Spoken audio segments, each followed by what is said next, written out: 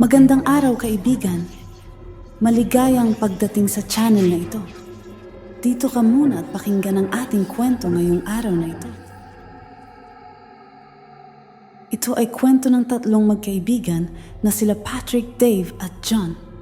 Ang tatlo ay magkaklase sa kolehiyo. Ang tatlong ito ay hindi makikitang magkakahiwalay at palaging magkakasama. Mababait ang mga ito at may mga kaya sa buhay ang kani-kanilang mga pamilya. Si Patrick ay may kotse at parihas naman may motorsiklo sila Dave at John.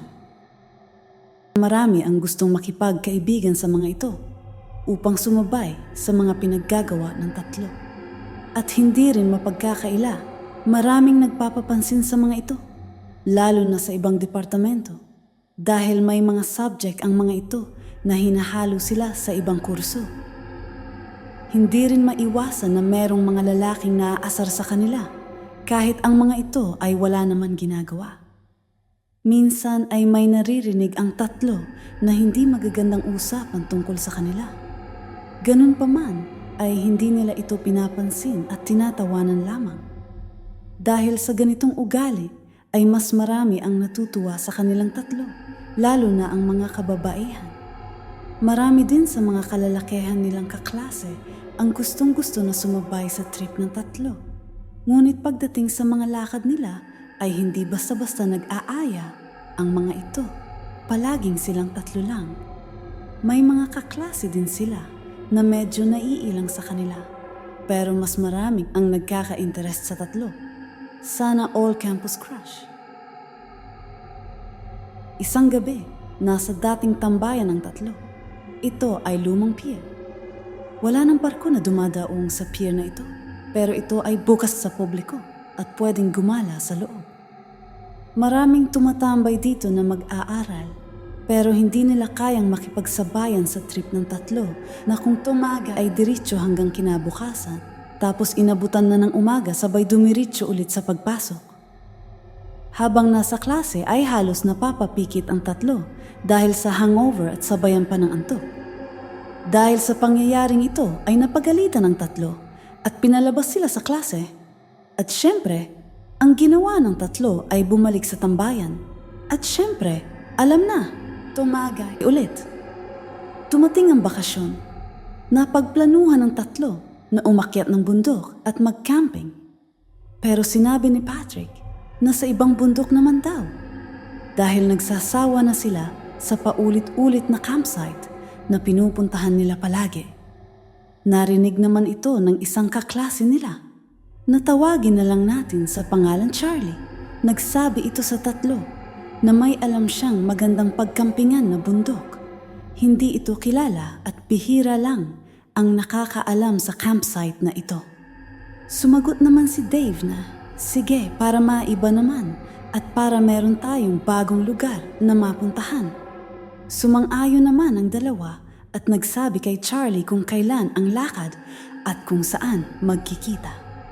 Meron naman nakarinig sa usapan at merong mga kababaihan na gusto sumama. Agad naman napalingon ang tatlo at halata sa mga mukha ng mga ito na ayaw nilang pumayag. Pero mapilit ang dalawang babae at nagsabi na kaya daw nilang makipagsabayan sa kanila at nangangako na hindi sila magiging pabigat at nagbulong ito kay Dave na sila na daw ang bahala pagdating ng gabi sa campsite at walang makakaalam kung ano man ang mangyari. Napangiti naman si Dave at tila may ibang pumasok sa isip nang bumulong ang kaklasing babae. Kinumbinsi naman ni Dave sina Patrick at John na payagan ng dalawang babae na sumama sa kanila. Nagulat naman ang dalawa at nagtinginan pa ito. Agad naman binulungan ni Dave sila Patrick at John. At tila parang napaisip ang dalawa at sa paglipas ng ilang segundo ay pumayag ang dalawa. Parang hindi naman makapaniwala sila Charlie at ang dalawang kaklase nilang babae na sa unang pagkakataon ay pumayag ang tatlo na may sasama sa kanilang lakad.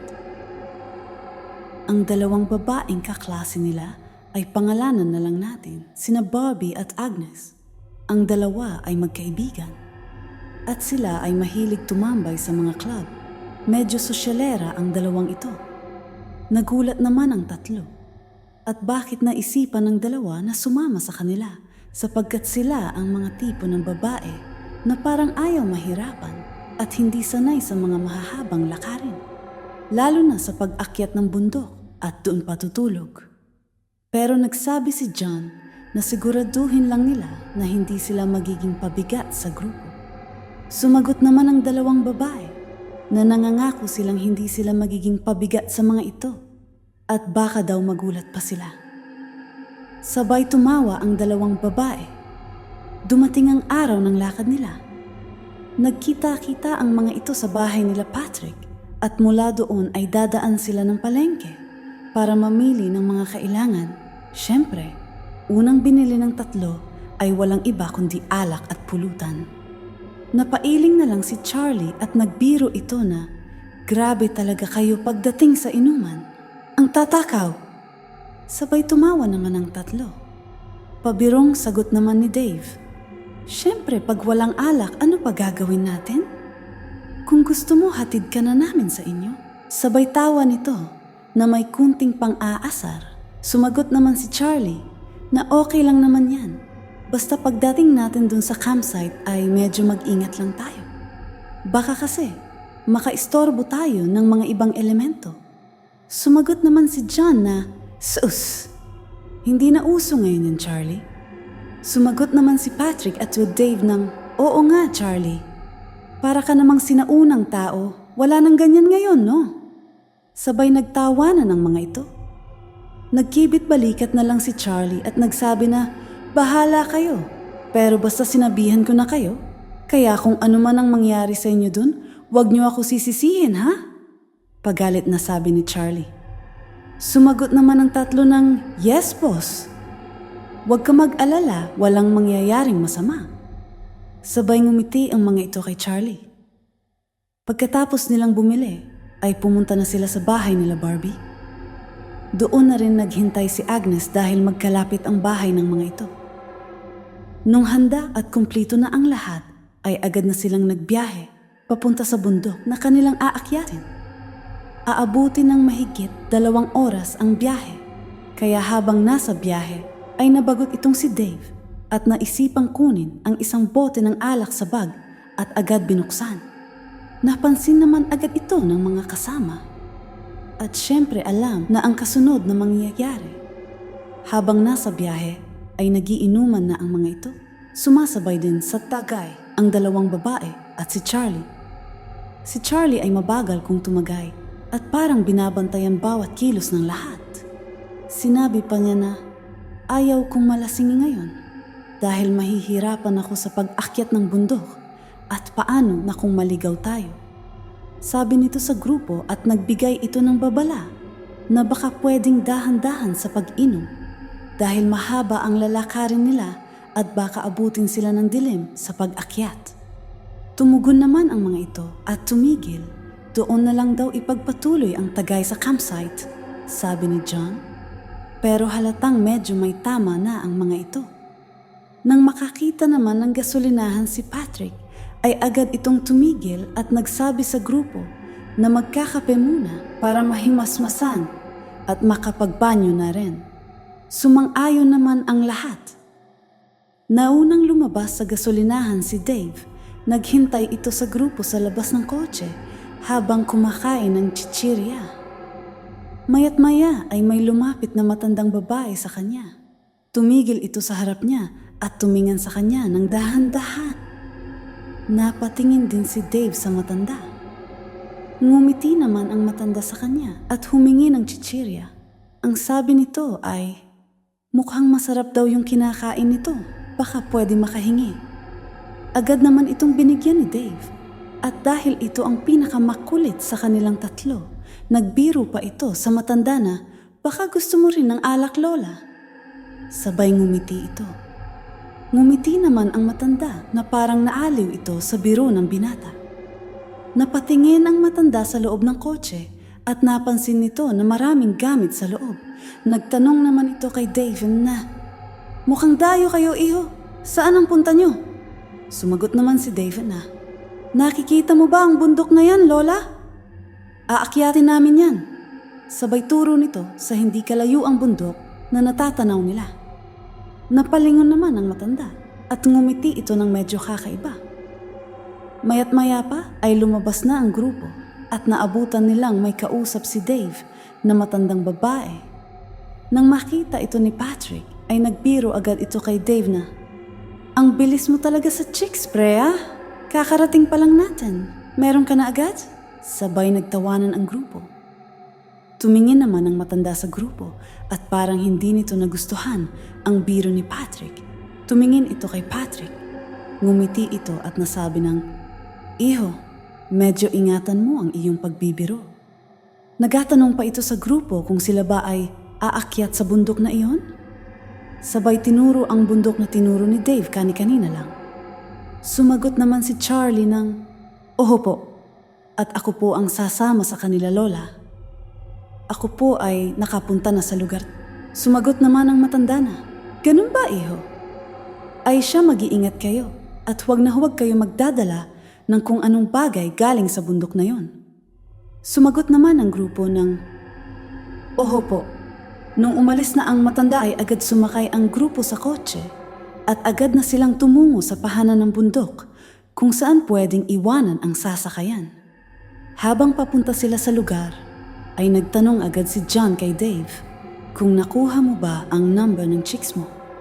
Sabay nagtawanan ang grupo. Pagkalipas ng ilang minuto ay dumating na sila sa pahanan ng bundok.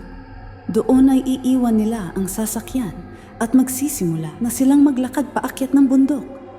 Bitbit ang kanya-kanyang gamit. Habang palakad sila papasok ng gubat, ay may mga kunting bahay sila na nadadaanan at nagtitinginan sa kanila ang mga tao. Sa mga oras na yun, ay medyo feel naman ng dalawang babae na lahat ng tao na nadadaanan nila ay nakatingin sa kanila. Feeling artista ang dalawa. Habang naglalakad naman, ay nagsasabi si Charlie sa mga tao na, "Makikiraan lang po kami." May isang lalaki naman na nagtanong kung saan patungo ang mga ito. Sumagot naman si Charlie na aakyat sila ng bundok at magka-camping sa taas. Nagsabi naman ang matanda na kung sigurado ba sila sa gagawin nila at kung alam ba nila ang daanan paakyat. Sumagot naman si Charlie na, "Opo, alam po namin. Nakaakyat na po ako dito kaya tanda ko po ang daanan." Ngumiti naman ang matanda at nagsabi na mag-ingat kayo. At hanggat maari ay huwag kayo magdala ng kahit ano na galing sa taas. Naiintindihan niyo ba? Sumagot naman ang grupo ng, "Opo manong, tatandaan namin yan."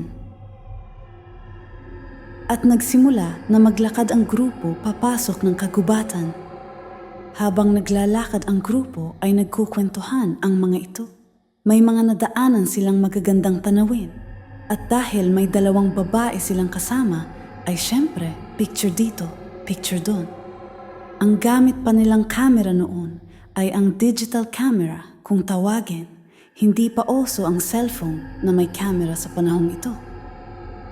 Nag-i-enjoy din ang tatlo dahil syempre, nakakasimpleng hawak sila sa dalawang babae. At ang kawawa ay si Charlie. Tour guide na, photographer pa. Dumaan ang oras. Hindi namamalayan ng grupo na nagsisimula ng dumilim. Kaya nagsabi na si Charlie sa grupo ng, "Bilisan na natin. Mahihirapan tayo pag inabutan tayo ng dilim dito sa kagubatan." Medyo mataas na ang boses ni Charlie nang pagkasabi nito na medyo nag-aalala. Sumunod naman ang 5 at hindi na kumontra pa. Dali-dali na lamang naglakad ang grupo para makarating sa campsite habang may liwanag pa. Inabot ng mahigit kalahating oras pa ang nilakad nila. At sa wakas narating din nila ang campsite. Agad na nag-asikaso ng gamit ang grupo at nagsiga agad para magsimula ng magluto. Nagsimula ng maayos ang kanilang gabi sa campsite. Pagkatapos kumain ay bumanat na naman si Dave na, "Ano pa hinihintay natin?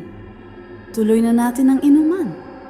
Sabay nilabas nito ang dalang alak sa bag. Nagtawanan naman ang grupo at sumang-ayon ang lahat, pati si Charlie, nakipagsabayan din ito ng inuman.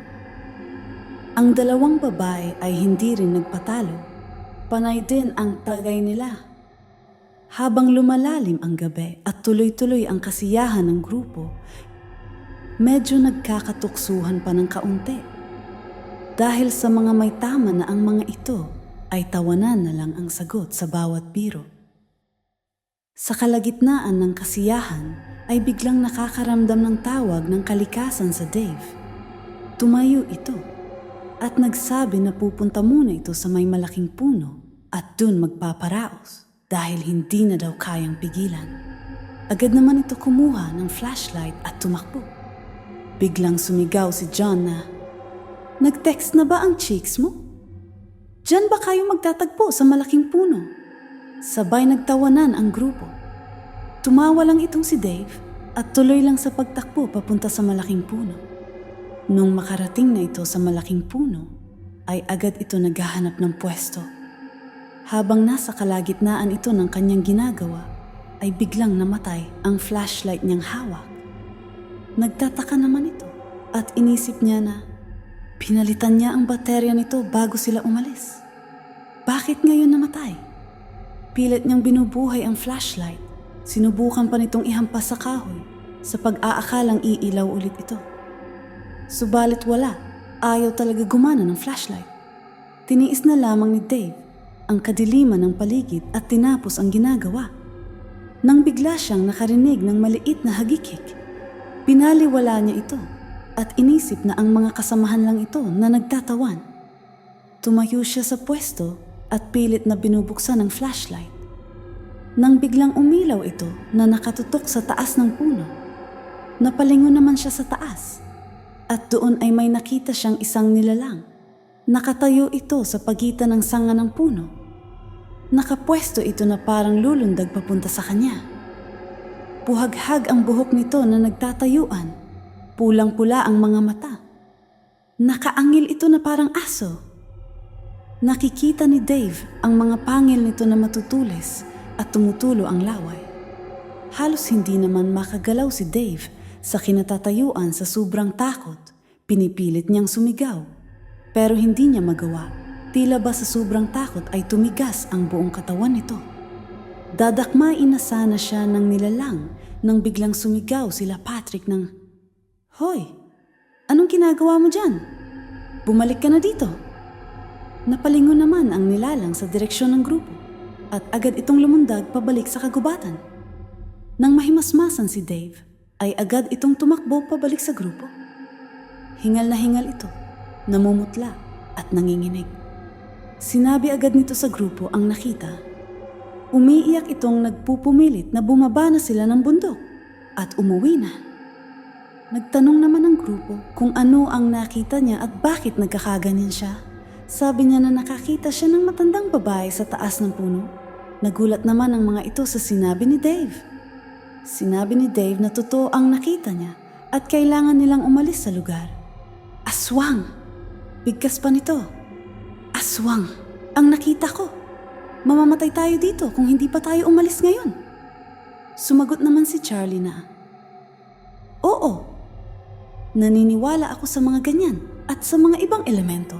Pero may isang beses ay hindi namin naranasan sa lugar na ito."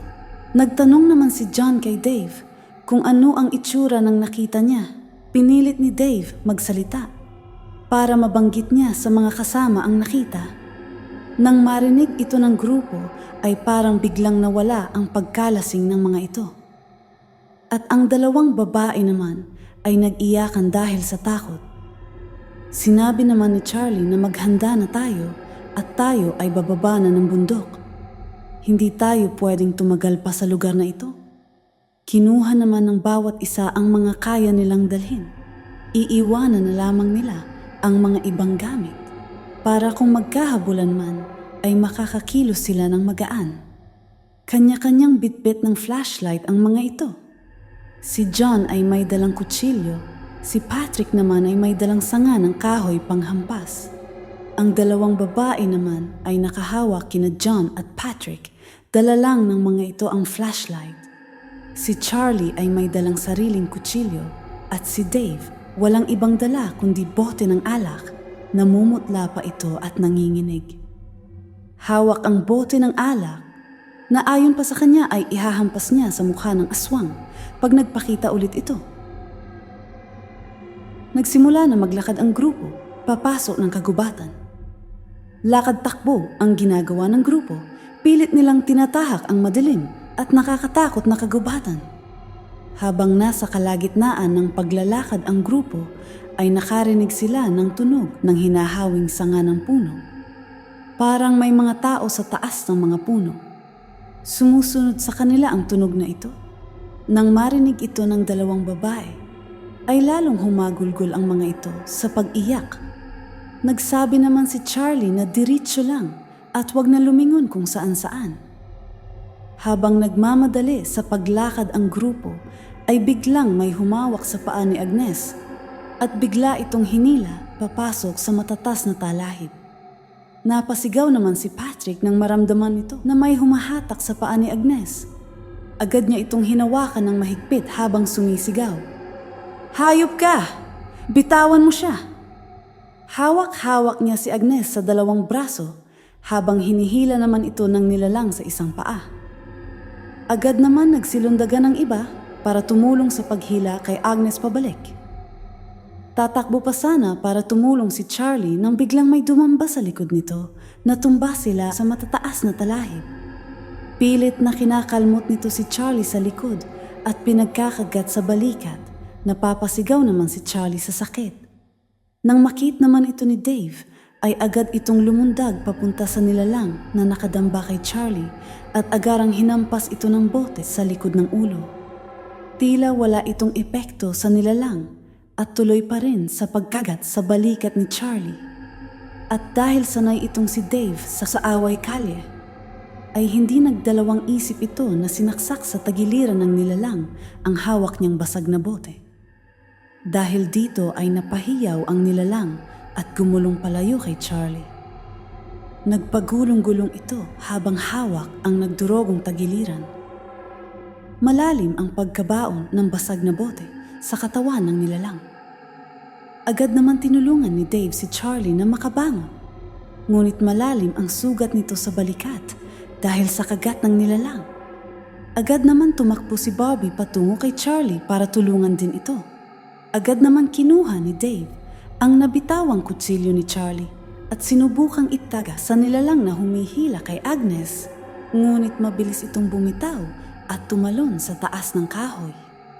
Agad naman nila tinulungang itayo si Agnes at nagsitakbuhan na ang mga ito palayo sa lugar. Dali-dali naman tinayo ni John at Barbie si Charlie at inakay ito. Tuloy-tuloy na sa pagtakbo ang grupo nang biglang humarang sa harapan nila. Ang isang nilalang, ito yung humilhila kay Agnes kanina. Dumapa ito na parang aso at umangil ng malakas. Parang handa na itong lumusob at dadakmalin silang lahat. Galit na galit ang mukha nito. Umaangil ito na parang aso at tumutulo ang laway. Napalingon naman itong si Patrick sa likod. At nakita niya ang isa pang nilalang na nakasandal sa puno at parang hinanghina na ito. May tama ito sa tagiliran at nakikita ni Patrick na tuloy-tuloy ang pagtagas ng dugo sa tagiliran nito. Bigla na lang ito bumagsak sa gilid ng puno na parang nawalan ito ng malay. Nung mapansin naman ito nung isang nilalang na nakaharang sa kanila, ay mas lumakas pa ang angil nito at lalong bumangis ang mukha. Tila gusto niyang ipaghigante ang nangyari sa kasama. Nagulat naman ang grupo nang biglang nagpagitna sa Patrick at nagsabi na, "Patay na siguro ang kasamahan mo. Ngayon ikaw na lang mag-isa ang problema namin." Matapang na sabi nito. Napalingon naman ang grupo sa likuran at nakita nilang nakahiga ang isang nilalang sa ilalim ng puno. Nagsabi naman si Dave na, "Yan ang napapala mo. Hindi mo kilala ang kalaban mo. Batang kalye ito?" Nakuha pa nitong magyabang. Umatungol naman ang nilalang sa harap nila at lumundag ito palapit sabay dinakma si John. habang pilit na kinakalmot ng nilalang si John. Dali-dali naman sumugod si Patrick gamit ang kutsilyo at tinarak ito sa likod ng nilalang. Napahiyaw ito sa sakit, pero lumundag ito at si Patrick naman ang dinambahan. Agad naman tumayo si John at sinipa sa tagiliran ang nilalang. Subalit parang hindi ito naramdaman ng nilalang at tuloy lang sa pag-atake kay Patrick. Dahil dito ay nabitawan ni Patrick ang hawak na kutsilyo. Tumilapon ito malapit kay Dave. Agaran naman itong pinulot ni Dave at sumugod sa nilalang. Nang malapit na si Dave ay tinarak nito ang kutsilyo sa leeg ng nilalang. Agad naman napatango ang nilalang sa sakit at tumagas ang dugo mula sa leeg nito.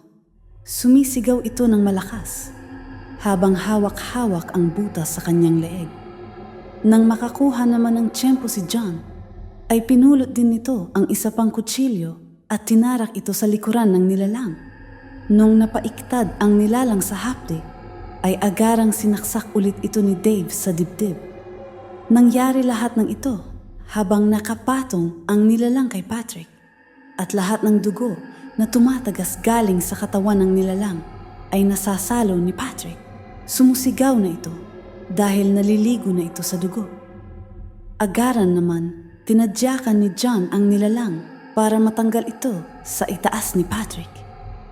Gumulong naman ang nilalang sa lupa at sumisigaw ito sa dami ng saksak na natamo. Para itong isda na nakawala sa tubig, pumipislag-pislag ito na hindi alam kung saan hahawak sa katawan. Hanggang sa gumulong ito at nahulog sa bangin. Nang makita ito ng tatlo, ay napaupo na lamang sila sa lupa at huminga na malalim. Agad naman yumakap ang dalawang babae, kina John at Dave, habang humahagulgol sa pag-iyak ang mga ito. Hindi makipaniwala ang grupo dahil sa nangyari. Nang magsimula ng magsitayuan ang grupo para sana magpatuloy na sa paglalakad pababa ng bundok, ay biglang narinig nila na sumisigaw ang isang nilalang na nakahiga sa ilalim ng puno. Ito yung napatumba ni Dave. Nakatingin ang buong grupo habang paunti-unting tumatayo ito. Hirap itong makatayo, pero pinipilit nitong makabangon. Biglang tumuwad ito at bigla ang sumugod papunta sa kinatatayuan ng grupo. Agaran naman humanda ang tatlo hawak-hawak ang mga kutsilyo at kahoy na panghampas. Nang malapit na ang nilalang, ay bigla na lamang ito hinarangan ni Charlie. Sabay niyakap ito at pinilit igulong patungo sa bangin. Dahil mahina na ang nilalang, ay nagagawa itong igulong ni Charlie hanggang sa umabot sila sa bangin at sabay na nahulog ang dalawa. Pinilit pang abutin ni Patrick si Charlie pero huli na at nahulog na ito kasabay ng nilalang. Napasigaw na lamang ang grupo dahil siguradong hindi makakaligtas si Charlie. Mataas kasi ang bangin na ito at puros bato ang ilalim.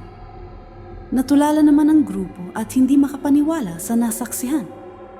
Ganun pa man ay pinilit pa rin ng grupo na makababa ng bundok, tulala, at hindi nag-eemikan ang mga ito habang naglalakad.